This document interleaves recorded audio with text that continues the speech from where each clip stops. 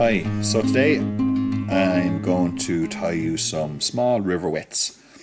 At the moment, with the kind of various changes in weather, we haven't got into any really kind of late consistency in our spring fishing.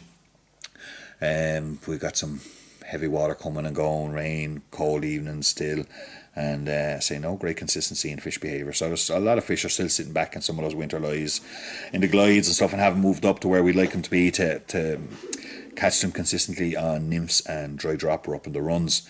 So at the moment it's the small wets and in particular bead wets that are producing the best catches. So I'm going to tie this partridge in orange, and it's going to be on a 303 size 12 barbless Dohiku hook, and on that hook I've got a 2mm metallic orange bead. So to begin, I'm going to just attach my strong silk to the hook, and I'm going to put a tail on these, and I'm going to use a couple of strands, a couple of fibres off a natural English grey partridge, and I'm just going to attach them there. And a common trend we've been noticing about just the flies that are working is they have a bit of length in the tail, so don't be afraid to give it a bit of length in the tail.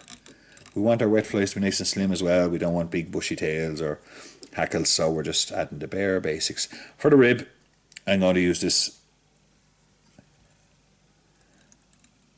coppery gold, just get it to sit there just on top, coppery gold wire, and for the body I've got this orange tying silk with a nice shine to it. Now of course everyone has their own preference of what they want to put into their partridge and orange for the body colour.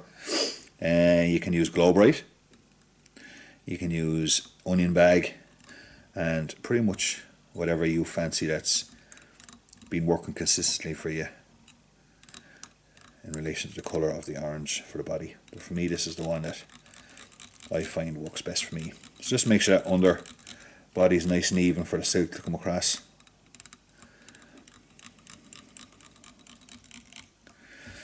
Once we get that, then we'll take our silk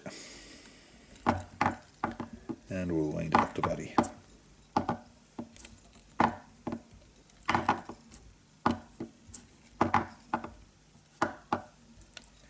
Good tip for when you're doing silk like this, running it through your fingers as you wind up, is make sure your hands are nice and clean and grease free, or you'll find as you get up near the top half of the body that the colour in the silk or the Glow Bright will actually dull and become almost dirty. So then take my wire rib, and I'm going to put a nice little rib up that the body of that fly. 5 to 6 turns, plenty. So the reason why we put the bead on these little spiders or wet flies is just to help the fly get down to where it wants to be in kind of spring levels, down to the level of the fish. So for the hackle, it's a simple small grey partridge feather I'm using. These can be teedy enough and quite bristle. So what I do is I catch the point of the feather in the hackle pliers and just stroke back those fibres, tied in at the tip just behind the bead. 2 turns is enough. Just snip off that little point there, and then gently catch the butt of the stalk and just give it a couple of turns. 2 turns, 1.5, whatever the feather, small little feather allows you to do. Wiggle your thread up through the hackle, give it a bit of strength, and then bring your thread up behind the bead. Still holding that, clip in your scissors and put away the stalk.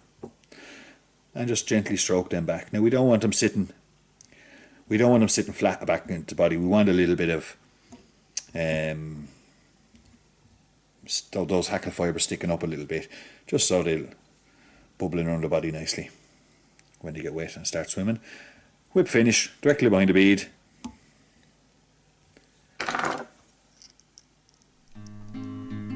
Put away your thread, and there you have it. Great little partridge and orange at the moment, catching a lot of fish, well worth having in the box. And keep it simple, enjoy the fishing and enjoy the time. Thanks for watching.